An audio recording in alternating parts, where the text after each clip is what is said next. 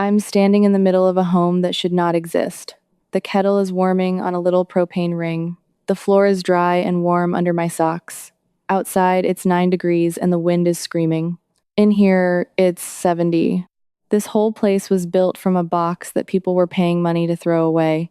A rusted cargo box off the back of a dead delivery truck. Something a scrapyard was about to crush flat. This is a true story. It's my story.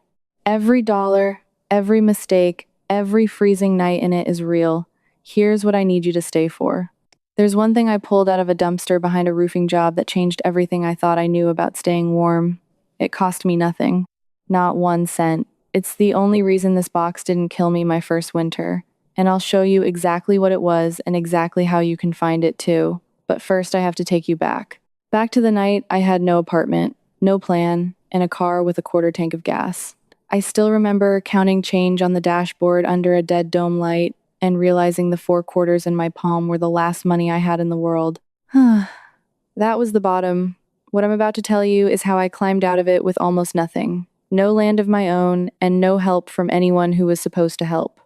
So let me start where it really started, because I know some of you are sitting exactly where I was sitting that night. I lost my apartment on a Tuesday. It wasn't dramatic. There was no eviction crew, no shouting, just a notice on the door and a lock that no longer turned to my key. My rent had gone up $240 in 1 year, and my hours at work had been cut the same month. That's it. That's the whole story of how a person ends up in a car. It isn't laziness, it's math that stops working. I slept in that car for 19 nights. I know it was 19 because I marked each one with a little scratch on the inside of the glove box door, like a prisoner, because I was terrified that if I stopped counting, I'd lose track of who I was. The cold came up through the seat. My feet never really got warm. I learned to park behind a 24-hour grocery store because the lot had lights and nobody bothered a woman sleeping in a Honda if there were other cars around. And here's the thing, nobody tells you about being down there. The worst part isn't the cold. It's the way people look at you when they figure it out. A woman I used to work with saw me brushing my teeth at a gas station sink. She gave me this little smile, the kind you give a stray dog, and she said, "Oh, honey, is everything okay?" And I said, "Yes, of course, everything's fine." But I saw it in her face. She'd already decided what I was. She'd already filed me under a word I won't say out loud, and I could tell she felt a little better about her own life for having seen me. That look is what built this house. I want you to understand that. That look is the engine of everything I'm about to show you. Because I decided, sitting in that car, that I was not going to be somebody's sad story. I was going to have 4 walls and a door that locked from the inside, and I was going to do it with money I did not have. So the question became simple and impossible at the same time. Where does a person with no money get a building? Everyone I talked to had the same answer, and the answer was basically no. A tiny house kit was $30,000 I'd never see. A used camper in any decent shape was $6,000 or $7,000. Rent was the thing that broke me in the first place, so that door was closed. The system had 100 ways to say the same thing to me. You don't have enough. You don't have enough. You don't have enough. But I noticed something while I was driving around those weeks, half looking for work and half just trying to burn time so I wouldn't cry. I noticed how much good stuff this country throws away. I mean, genuinely good, solid, useful things sitting at the curb and behind buildings, waiting for a truck to haul them to a hole in the ground. And the biggest thing I ever saw thrown away was sitting in a commercial lot on the edge of town behind a chain link fence with a faded sign that said the whole yard was being cleared. It was a box, just the cargo box off a medium delivery truck, 16 feet long, set down on the gravel with no wheels and no cab. The truck it belonged to had died and been sold for parts, and this aluminum and steel box was what was left. It had a roll-up door on the back and a walk door on the side. It was dented. It had surface rust. 2 of the wall panels were dinged in like somebody had backed a forklift into them. I stood at that fence and I felt my whole chest go tight because I already knew. I knew this was it. 16 feet by 7.5 feet. 120 square feet of dry, sealed space that already had a floor, a roof, and 2 doors. I found the number on the sign. I called it standing right there so I wouldn't lose my nerve. The man who answered was clearing the lot for a developer, and he told me the box was going to the metal recycler unless somebody hauled it off first. I asked what he wanted for it. There was this long pause, and he said, Lady, if you can get it out of here by Friday, you can have it for $200. $200 for a building. Now, I want to be honest with you because honesty is the only thing I have that's worth anything. I did not have $200. I had $31 and some change, so I did the thing that scared me most. I called the only person left who still picked up when I called, my aunt, and I told her the whole truth. Not the everything's fine version, the real one, the car, the 19 scratches on the glove box. And I told her I'd found a way out, but I needed $200 and a truck for one day. She was quiet for a second. Then she said, "You always did see things other people walked right past." And she wired me the money that afternoon. Getting it moved was its own nightmare. A guy with a flatbed and a winch charged me $150 to drag it up onto his trailer and set it down on a piece of land I'd arranged to borrow. That's the part people skip when they tell these stories, so I won't. I didn't own land. I still don't. Not really. I found a man with 5 acres of scrub outside of town who let me put the box in his back field in exchange for $40 a month and help feeding his chickens. $40 a month. That was my rent now. That was the whole game changing right in front of me. So there it sat. My box, my 120 square feet, and the first night I slept in it, still empty, still echoing, I lay on the metal floor in my sleeping bag and I felt something I hadn't felt in 2 months.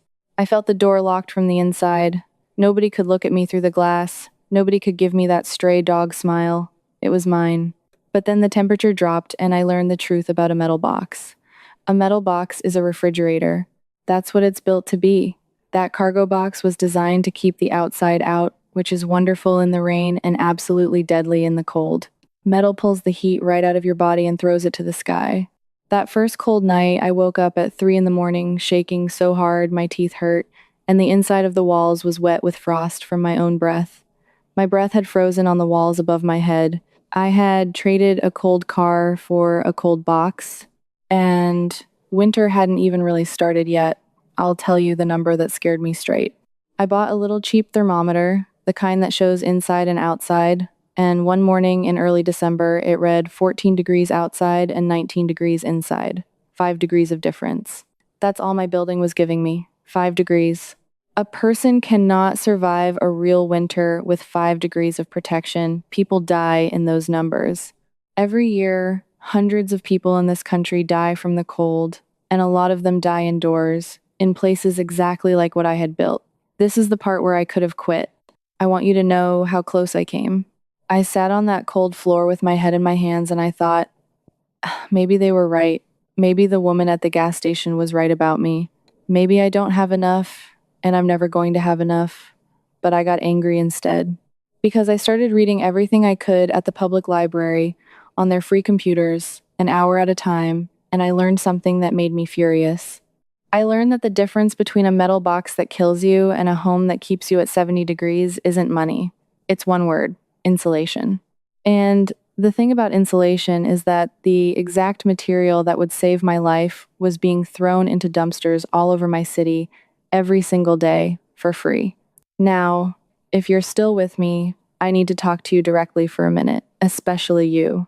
The one who's been listening to all this thinking, that's a nice story for her, but it could never be me. I don't have an aunt with $200. I don't have a handy bone in my body. I don't have anywhere to put a box. This next part is for you, because everything I'm about to tell you costs almost nothing, needs no skills you don't already have, and you can start this week, today, with a car or a borrowed truck and a pair of gloves. Here's the first thing I want you to understand. The most valuable building material in America is sitting in dumpsters behind construction sites and roofing jobs right now, and it is legal in most places to take it, and the crews are usually thrilled to see it gone. I'm talking about rigid foam insulation board. The stiff panels, usually pink, blue, or with a silver foil face. When a commercial building gets a new roof, the crew tears off the old insulation in big sheets and throws it away by the truckload. That foam is often barely used, and it is the single best cheap defense against cold that a human being can get their hands on. Let me give you the number that made me gasp out loud in that library. The silver-faced foam, the kind called polyiso, gives you about 6 points of insulation value for every inch of thickness. 6. To put that in plain talk, 2 inches of that free foam board will insulate better than a whole wall of the fluffy pink stuff you buy in rolls at the store. And roofers throw it out. They pay to dump it. So here is what you do, and this is the part I wish somebody had handed me on night 1 in that car. You go online to the free section of the classifieds, and you search the words free insulation and free foam board. You call the number on a roofing company's truck, and you ask, politely, if you can take their tear-off foam before it goes in the bin. You drive behind strip malls that are getting new roofs. You just start looking at the world as a place that is throwing away the exact thing you need, instead of a place that is charging you for everything. I filled my whole car 3 times over with foam board I got for nothing, big 4-foot by 8-foot sheets. Some of it had a little tar on one side. I did not care. Tar doesn't feel the cold, and you don't need to build a box like mine to use this. If you're in a car right now, tonight, you can cut that foam to fit your windows, and it will stop the cold from pouring through the glass. If you're in a camper that freezes, you line the walls with it. If you're in a room you can't afford to heat, you put it behind your bed against the coldest wall. This one free material, pulled from the trash, is the closest thing to a miracle I have ever touched with my own 2 hands. So don't tell me it could never be you. It was me, and I had $31. And if you're sitting somewhere cold right now, wondering whether any of this is actually learnable, I want to point you towards something I put together for exactly that moment. I wrote it all down, every step, every mistake, every material, and where to find it, in a book called Built from Nothing. It's the guide I needed the night I sat on that frozen floor, and it covers everything from finding your first shelter to building something deeper and more permanent, which is why the full series is called First Shelter and Build Deeper. If you want the complete roadmap in one place, it's $97, and the link is in the description at shelterfromnothing.com. It is, without question, the cheapest roof I have ever helped anyone put over their head. Now let me show you how I actually put my home together, because collecting the foam was only half of it. I built my walls in layers, from the metal inward, like getting dressed for a blizzard. Against the cold metal, I glued a thin sheet of foam with the foil facing out toward the metal to bounce the heat back inside. Then I built a simple frame of 2x2 wood boards I got from busted shipping pallets, which I broke down with a crowbar in the back of the field. Between those boards, I stacked my free foam board, 2 layers thick, 4 inches total, which gave me around 24 points of insulation value in a wall that had started at almost nothing. But I made a terrible mistake first, and I have to tell you about it, because it almost cost me the whole build. On my first wall, I sealed everything up tight with no way for moisture to escape, and within a week I had water running down behind the foam and rust blooming on my metal like a disease. That frozen breath on the wall had to go somewhere, and I'd trapped it. I nearly rotted my own home from the inside before I ever finished it, so I tore that first wall back out. And I learned the rule that every one of you needs to hear if you try this. You seal the warm side, the inside, so moisture can't get into the wall in the first place. I taped every seam of my foam with foil tape, $2 a roll, so the inside face of my wall was one continuous skin. That stopped my breath from ever reaching the cold metal. The rust stopped, the dripping stopped, and the temperature inside my box started to climb and stay. For the ceiling, I did the same thing, because heat rises and a cold ceiling will steal everything you've got. For the floor, the metal floor that had frozen my back that first night, I laid foam board down, then scrap plywood on top of it, and I screwed it down tight. The first time I stepped on that floor with bare feet and it wasn't ice cold, I actually laughed out loud, alone, in a field. Now I hear the doubt already, because I had it too. What about heat? What about the actual fire that keeps a person alive? Because insulation only holds heat, it doesn't make it. I looked at wood stoves. A real tiny wood stove runs $300-400, and I didn't have it. So here's what I did the first winter. I used a single small propane heater, the kind that screws right onto a green canister, made for indoors with the safety shutoff, and I ran it low. And because my walls were now 4 inches of foam sealed tight as a drum, that one little heater did something the man at the scrapyard would never have believed. On a night it was 14 degrees outside, my inside thermometer read 58 degrees.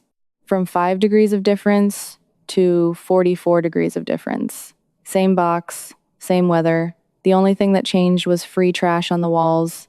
I cracked a window a finger's width for fresh air, always, because you never run any flame in a sealed space without air.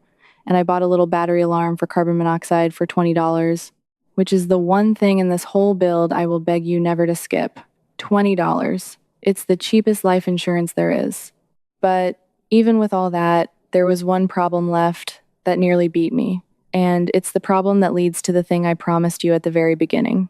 The problem was the deep cold, the nights that dropped below zero, because on those nights, even sealed and heated, the metal frame of the box itself would carry cold straight through my walls like a cold nail driven through a warm blanket. The engineers have a name for it. They call it thermal bridging. And in a metal building, it's everywhere, at every rib and every corner, and it was pulling my hard-won heat right out into the dark.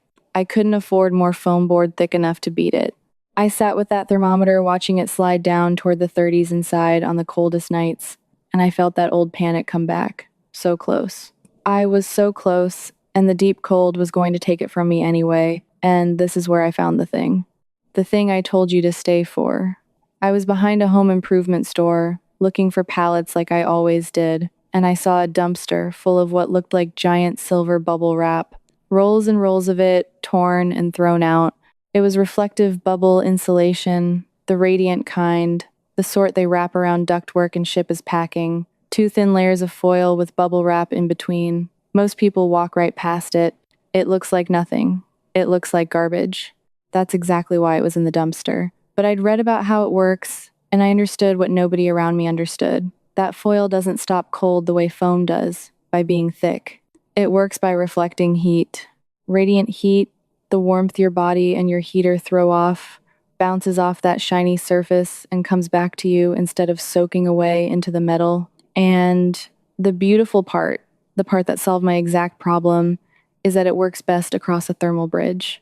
It stops the cold from riding the metal, because heat can't ride across a shiny reflective gap the way it rides through solid material. I took every roll in that dumpster. It filled my car to the roof. It cost me nothing.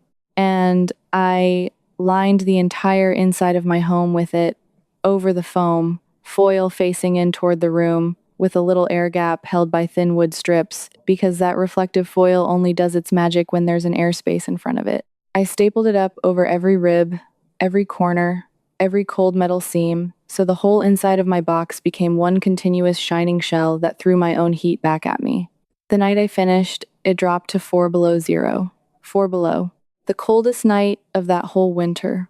I lay in my bed and I did not run the heater any higher than usual, and I watched that little thermometer and I waited for the number to fall the way it always had. It didn't fall. It read 62 degrees inside, with 4 below outside. A 66-degree difference, held all night, from a metal box that gave me 5 degrees when I started. Held by foam that roofers threw away, and foil that a hardware store threw away, and pallets I broke apart with a crowbar in the dark. I sat up in that bed and I cried, and this time it wasn't the bad kind. Because I understood, finally, all the way down, that they had all been wrong about me. The woman at the gas station, the rental market that priced me out, the salesman who told me $30,000, every single person who looked at me and decided I didn't have enough, they were wrong.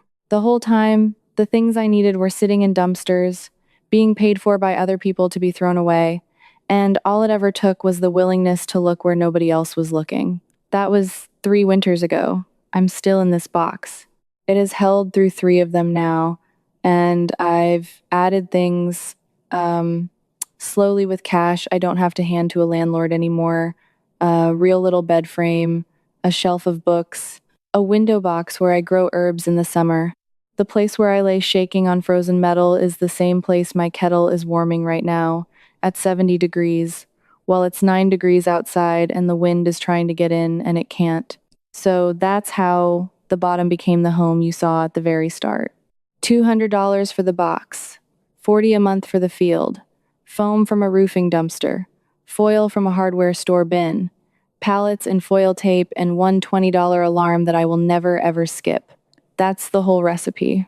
That's the thing millions of people are starting to see now, and I understand exactly why some of them are furious about it, because it means the wall they were told they couldn't climb was never really there.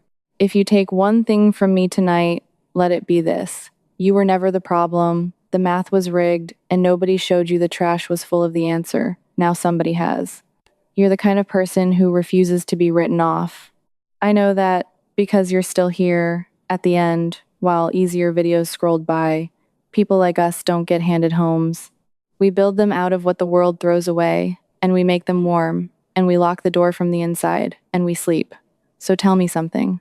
If you had one free afternoon and a car this week, where would you go looking first? The roofing dumpster or the hardware store bin? And tell me where you're watching from, because I read every one of these and I want to know how many of us are out here. Leave it in the comments. Say it out loud. It matters more than you know. And if you believe a home can be built from nothing by people the world stopped counting, then stay with me. Because next time I'm going to show you how I got running water and a hot shower into that box for under $60, without a well, without a hookup, and without asking anyone's permission. Don't miss it. It's the piece everyone tells me is impossible, right up until I show them it's already done. I'll be honest with you. That thing I found in the dumpster, the insulation that saved my first winter, that's the deeper story. And I saved it for my members. Inside the Shelter Builders, I walk you through the whole method. You can ask me your own questions and I answer you myself. You belong here with us. Just point your phone's camera at the code on screen. Cancel anytime with one click. Now, if that touched something in you, wait till you see what comes next. I show you how a warm, safe shelter can go up in just 5 minutes. Spending nothing at all. It's starting right here.